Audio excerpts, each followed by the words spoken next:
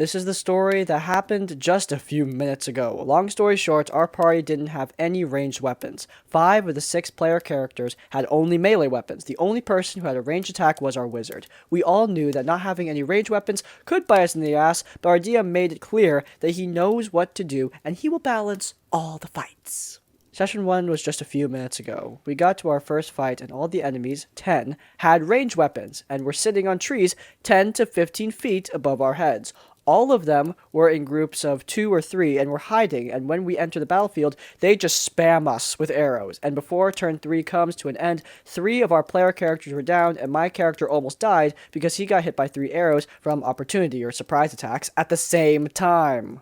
The only thing our DM said after the fight was, "You should have thought better about what you chose," and he laughed. So yeah, that was my first session. I don't really know if I want to come back to this game. It's not just that the DM gave the enemies ranged weapons, he had to put them in trees and make it so that there's 10 of them in order to actually down the party. I mean, come on, man. Seriously, did you need to stack the cards that rough?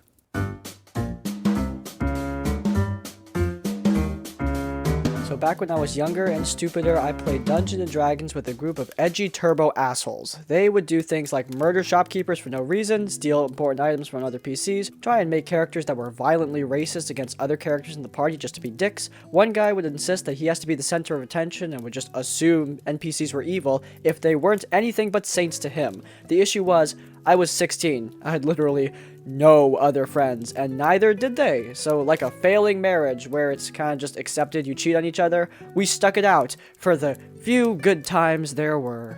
Anyway, we stupidly decided that another D&D game would be fun. One of the other guys had just recently somehow gotten a girlfriend, who we'll call Jade, obligatory, not her real name, and so she decided to join. Now, a little backstory on my character. He had been a knight for a duke in a Transylvania, Wallachia-inspired setting. This kingdom had a fairly negative view on homosexuality. Well, that was somewhat of a problem for my character because him and his duke, they were lovers. Anyway, long story short, Duke dies, my character flees because there's nothing keeping him there anymore, he doesn't want to get executed. While the area the players are currently in is more accepting, my guy isn't ready to come out just yet.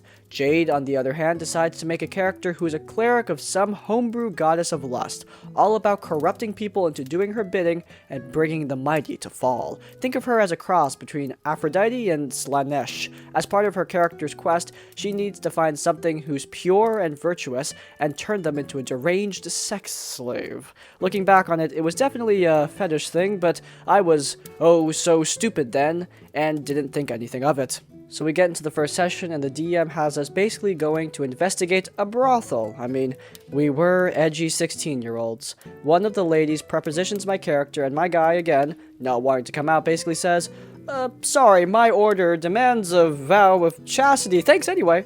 I did this because I thought it was a good idea to explain why my character never pursued anyone.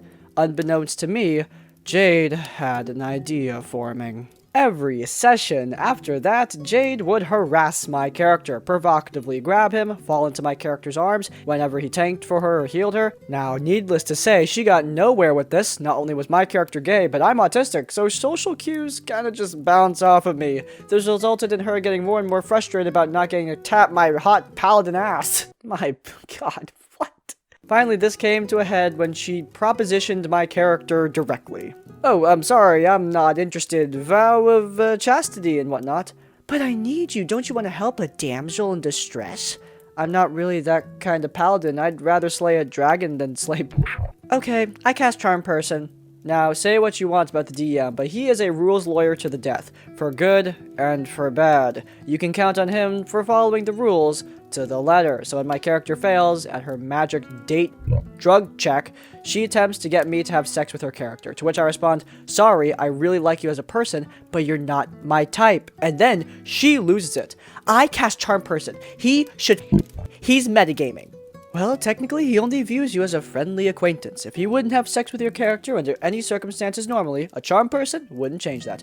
Well, why wouldn't he? I've been seducing him this entire campaign. You told him about my quest, didn't you? It does not matter how much you seduce my character. He's gay.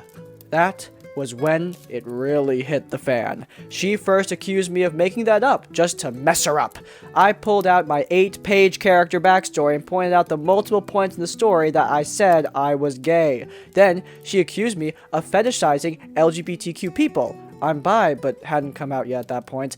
Then finally said that I needed to leave the group, or else she would break up with my friend. Looking back, I realize how abusive and toxic that is, but at the same time, I just got mad and quit myself. I realized shortly afterwards that I felt miserable hanging out with a lot of those people, and didn't play D&D again for 6 whole years. A big part of me wishes we saved the jester expletive clip from last episode for this episode because, oh my god, what is even happening? Guys, this is bad. This is really bad. This girl is showing a lot of red flags that showcase that she should not be in a relationship in this current state at all. Like, my god. Look, it's great that the DM ended up siding with the OP of this story, but for the dumbest reason ever. You should stop situations like this, not because they don't follow the rules of charm person, but because they make people uncomfortable. They're wrong. Unless everyone at the table is comfortable with the sort of thing, which most tables aren't, you should stop things like this in their tracks immediately. And the DM did not do that. Of course, Jade is the main perpetrator of this, and this kind of person probably needs to go from your table. My husband and I play a monthly game that we host at our house because we have a toddler. Our DM is very good, and in all honesty, we definitely don't return the amount of work he puts into it. Anyway, over the months, I have caught on that he is conservative based on things he would say about raising his own daughter, who is a couple years older than ours. For example, he doesn't let her watch any modern shows, and only lets her stream shows from the 80s because they actually cared about family values. I've never had a problem with it. Being left-leaning in a deeply red state, it's unavoidable to have conservative friends and fellow gamers. As an adult who doesn't enjoy conflict, I just know not to talk about politics if it's not people who agree with me or people who don't mind having actual discourse. So in this particular campaign, we don't discuss real-world politics hardly ever. We are very nice to each other and have never had infighting issues. Anyways, our own daughter was going to be at my mother-in-law's house for a week, so I suggested we play at this game store downtown. The DM said he didn't want to go to that location.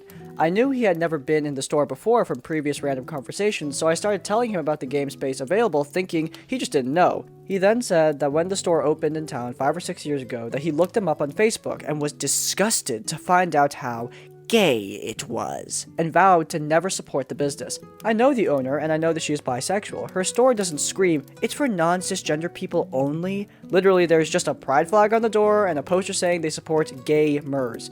No one would even know the owner was bisexual unless they talked to her because she's married to a man. The DM said he didn't want to be around those people, and acted like their very existence was affecting him somehow. His exact words were, "I don't feel welcome in that crowd," and frankly, that just feels like a ludicrous front for being homophobic. What he doesn't know is that I am bisexual. I play characters who are also bisexual. My character even tried to have a romance with a female NPC, and he shut it down at the time. I didn't think anything of it because the NPCs could be just straight, you know?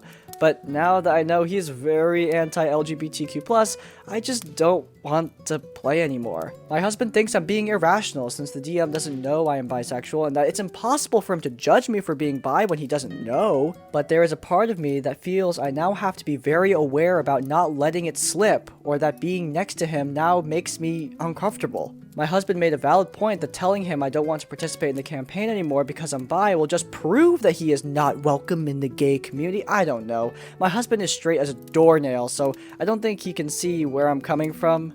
I spent 26 years avoiding telling my super religious family I was bi, and when I finally came out to just my mom, she told me to never speak of it again. Since that night, I know there is a part of me she disapproves of so much that she pretends like I never said anything at all. It's now a somewhat exhausting relationship with her, and now being around the DM gives me those same feelings. Is this projecting, or are these valid feelings? I don't know. We game again in 2 weeks, so I need to make a decision soon. TLDR, is it irrational to walk away from a campaign because the DM is very anti-LGBTQ+, but at the same time, he doesn't know I'm bi?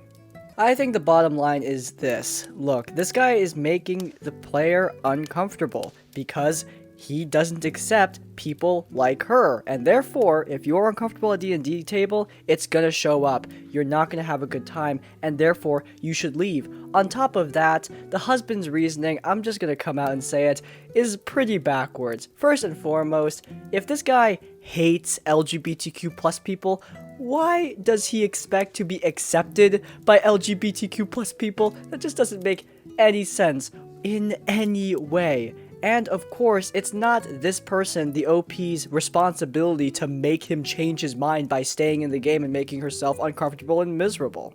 The idea that she just needs to keep her bisexuality hidden has the same energy as, "She will never find out. That's the point of lying." First and foremost, hiding your identity is not fun, and second, it's only a matter of time before the guy figures it out, and then what? The fallout of something like that would not be fun, and I don't think it's worth the risk. Hey guys, I'm actually fairly disheartened I find myself back here with a post to vent. It is the story of Kat, not her real name, and it is likely to be the worst encounter I have had yet. A few things I must note before the story begins. For a man, I have a tendency to be fairly feminine, both in mannerism and sometimes appearance. Makeup can do wonders, as well as fairly tall. Keep this in mind, it will be important for the story. Now for the cast. You have me, Ragu, the barbarian Goliath, Kat, the problem player and elf bard, and the DM. We do have two other members who, while having less interaction in the story, I feel are just as important as the rest of the party. I will call them Jack and Dean, an orc paladin and a human cleric respectively. So it starts off with us all joining a game with a DM on Roll20 from a roleplay place I go to quite often for board games. Jack and Dean knew each other beforehand while the rest of us were strangers. We might have had some correspondence before, but if we do, I do not remember it. We all met in the DM's home where we started writing down our characters. I have most of my characters written down on my laptop as I do have a hobby of making characters and then playing them out to flesh them out more. This helps me a lot in how I might play them later at other D&D games personality-wise. Not much of our backstories are important to the plot except for one little tidbit. My character is married, so session 1 plays out. Then session 2 and 3, no major red flags yet aside from a bit of staring from Kat and a fair amount of roleplay between our characters. The problem started and ended with the 4th session. Her and I had gone out shopping for provisions. Well, I was out for a new weapon, as a nat 1 on an earlier berserker rage and reckless blow led to my maul snapping, and her joining me for the provisions. I had gotten myself a fine 2-handed warhammer. Big catch there. Kat then announced, I move over to Ragu and wrap my arms with his. Now, I will mention that I actually don't mind romance in D&D games. Honestly, I think it can be fun in moderation, but again, my character is married. Happily so, in fact. So I said I push her off and show my hand with the gold ring on it. Why'd you push me off? This caught me off guard, as I thought the ring was sufficient enough evidence. He's married, I answered. I'm not even kidding. These were the next words that came out of her mouth. Oh, come on. He'd be much better turning into a woman and being my girlfriend. I stared at her, and then looked at the DM, and then back to her. I was dumbfounded. That's not gonna happen, was my response to it. Oh, why? She chimed, seeming a little aggressive at my unwillingness. He's a man, a very prideful man, a very happy husband and prideful man. There could be potions to make him into a woman, I am sure of it. At this point, I had clocked out from that weird conversation and just wanted to continue. The DM must have noticed and turned the roleplay over to the group that was at the camp. Later on in that session, we were taking a long rest with Jack taking first watch that night. During that time, Kat passed a note to the DM. The DM replied with, Are you sure? Those infamous words. She nodded and the DM asked me to make a perception check. I rolled an 18 and she explained how amidst my sleeping I suddenly felt some soft weight upon me and which I immediately tossed off. It turned out to be, you guessed it, Kat. Not just that, but she was nude. Oh my god, I'm not reading that. I did not reciprocate this, being who my character was. He lifted her up from the arms, walked her out of his tent, right over to her tent, and just plopped her there, glaring. I felt like this was the most non-violent way my character could show a no in this situation. I sat and joined Night Watch from that moment through the night, just in case she, tried to do that again. Last but not least, the final straw. I don't know how the last thing wasn't the final straw, but we're moving on. We were all just trucking through the brush of the forest with big and grumpy me in the front. Kat once again approached me with a, please hold me, I'm scared. I say I push her off. She clings again. I push her off once more. I don't remember how many times she did it, but at least 5 times on that walk. I glared at her out of game, and after the last one, I coldly asked the DM if PvP is okay, and she said yes. So in character I said, if you try to touch me one more time, I will not be as nice as I have been. This, in my opinion, was an obvious threat from an angry, tall, lawful, evil Goliath barbarian. She, for who knows whichever reason, did it again. So I punched her in game. She responded thusly, "What the hell is your problem with me?" Which I shouted back, "What's your problem?" She squawked back at me, "You can't hit a woman, that's sexist!" I was livid at this point. You say I did something wrong? Your character literally tried. Mine's been harassing me this entire session. Have you no respect for a no, nor the fact that the guy's married? You're disrespecting my sexuality, came out of her mouth. I believe that anyone can love anyone and be with anyone as long as it is above the age of consent, so I barked back with, "You're disrespecting my consent!" I turned to the DM and just said that Ragu, with his bloody fist clenched, leaves back in the direction we came from. I did not respond to anything Kat said from that moment on, and up until the session ended. The DM sent me a text during that and asked if Ragu was actually following them. "No," came back from me. I had made up my mind. So after the session ended and we all went home, I texted the DM back and said I was quitting the game. She was pretty respectful, but mentioned that apparently Kat had a crush on me, so the final message between us went as follows. She went about it the completely wrong way then. It might have happened if she came to me outside the game. Heck, the in-game romance might have worked as well. But one should not pursue romance by doing it in a game. This is a mindset I picked up from Den of the Drake, aided by the fact that I myself came into D&D first time with the same, maybe I'll get a girlfriend over this mentality. I think I did things pretty well, but I don't know if I could have done it better. I'd love to hear you guys' criticism and opinion. Thank you. TLDR, a girl suddenly starts flirting with my married character in a weird attempt to flirt with me. Well, my friend, once again, bad. What is with this episode? We've got a ton of stories like this and none of them are good. They're all icky and gross. This one is definitely icky and gross. Ugh, not great. But yeah, definitely you cannot expect to get a romantic relationship in real life out of a D&D game. That's just not a realistic expectation. I don't understand how somebody could possibly think that that's going to work out in their favor, especially if this is the manner in which they flirt in the game, by being irritating and committing a downright crime and violation of your character. Yes, what a great way to convince someone that you're a worthy partner in a romantic relationship. Yet again, I'm gonna say it once more, DMs out there, do not let this transpire. You will make your players miserable if you allow this. It's wrong, it's bad, and if consent is not established, then crap like this should not happen, period. What originally drew me to the game I joined was, of course, the DEM was allowing it to be heavily homebrewed, which meant homebrew classes, races, weapons, etc.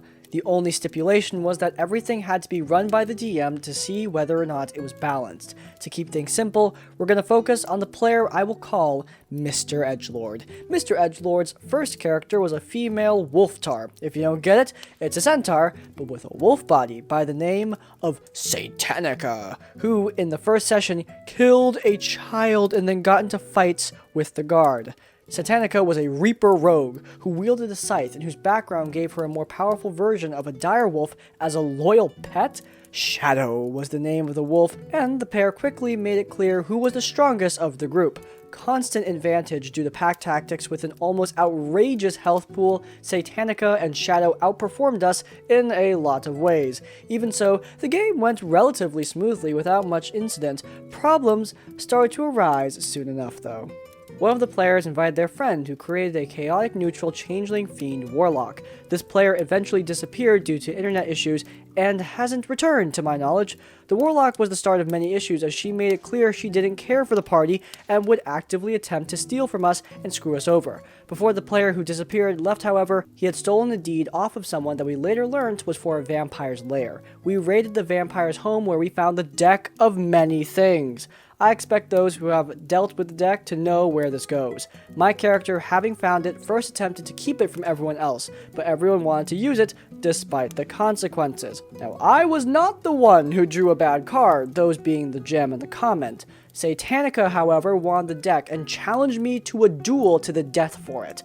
DM allowed PvP only if both parties agreed, and I did agree, mostly because I wanted to put the Edgelord in his place. He challenged me because he knew he was overpowered. The DM, however, had house ruled that you could use spell scrolls of any level without the need for spell casting. DM basically said that I could buy 8th level spell scrolls, and so I used my recent fortunes. Duel begins. Satanica's Homebrew let her summon creatures of souls she took, and so first round of combat, she summoned a winter wolf. In response, I used one of my many scrolls of Finger of Death against her. She failed her saves and died instantly. The winter wolf, however, doesn't leave because apparently it's blindly loyal to Satanica because she captured its soul. On top of that, Shadow also enters the arena to fight me now.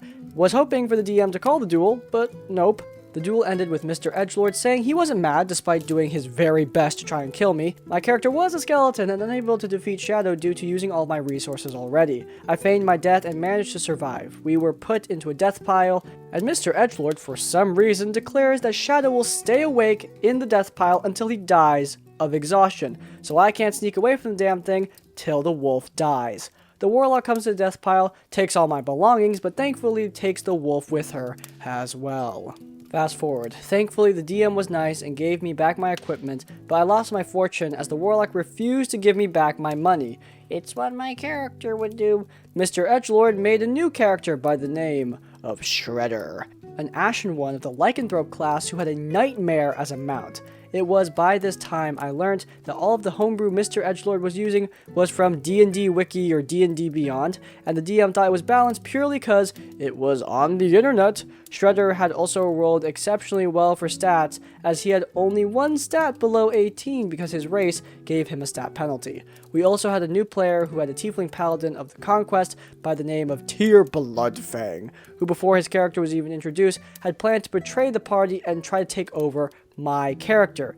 It's what my character would do. Tyr was playing the Conquest Paladin, where he tried to convince everyone to follow his god and kill those who didn't. Mr. Edgelord, however, is far too busy blowing himself for his new and improved edgy Mary Sue of a character. Shredder was full of edgy anime protagonist quotes. "Leave this to me. I got this." Flexed his power at every chance and just stole the spotlight whenever he could. There was a point in time where my party was upset I left them to die against a group of vampires who had knocked the paladin and warlock unconscious, leaving us at a 4v2. Shredder, however, charged forth, turning into a werebear who was resistant to all damage except force and acid and had a natural AC of 23, and dual-wield 5,600-pound greatswords that did 4d6 slashing plus 2d6 radiant plus double strength plus proficiency. I learned this when I got a copy of his character sheet. Mr. Edgelord continued to blow himself as he soloed the encounter, earning the praises and admiration of others. DM didn't find any of this ridiculous, apparently. The straw that finally broke the camel's back was when the group stole the deck after the paladin metagamed to get it from me. Shredder drew the void card, and I hoped that I would finally be rid of him. Sadly, I was wrong. We met Crater that day, Shredder's twin brother, who had the same weapons, class, and skills as his brother. Whoa, it took us an hour to find and rescue Shredder. An hour? He just used the deck again and drew Comet for wishes and Skull. The DM, knowing an Avatar of Death had no chance of killing Shredder, had him fight an adult blue dragon instead. Shredder actually sold it with ease and leveled up, where he multiclassed into yet another homebrew class that, because he killed the dragon, now allowed him to transform into one. I was surprised that everyone but me took no issue with this and continued to go about on how cool Shredder was. While adventuring, someone had called me out for overloading my bag of holding. The DM refused to let me backtrack my actions and destroyed my bag of holding instead. I lost all my stuff because of that. Apparently, me overloading a bag of holding was a worse offense than the Edgelord guy who soloed a dragon. Unable to find any more enjoyment in the campaign, I left and haven't talked to anyone who was part of it since then. TLDR, Edgelord makes overpowered edgy Mary Sue's to get as much praise and attention as possible, along with a warlock who made it her job to screw over the party and a paladin who should have been kicked out on day one. The biggest issue though was me overloading a bag of holding. This game is giving me oops all Edgelords energy, and it's not awesome. This is definitely why I balance homebrew stuff and look over it thoroughly, playtest it too, and I'm ready to adjust after playing in the actual game if needed. I know for a lot of games that kind of thing is not a big deal, but situations like this are my absolute nightmare, and coupled with players who clearly just care about themselves when it comes to the storytelling aspect of the game, well, it's a good way to ruin D&D for a lot of players, including the OP. Why they stuck around for so long, I have not the faintest clue, but at least they got out eventually? And with that, we are going to end today's episode of RPG Horror Stories. If you guys enjoyed it, then please do leave a like. If you want to see more of our content, then head into the cards where you can find our One Crispy Review playlist where I review a variety of D&D products, both official and third party. And while you're there, subscribe to Crispy's Tavern to get more of our content right as it comes out. And finally, if you want to leave your own stories or thoughts, go down into the comments down below. If you cannot think of a comment, leave the comment Another Mary Sue to let me know you made it to the end of the video. In essence, like, comment, subscribe. I will see you all next time. Farewell.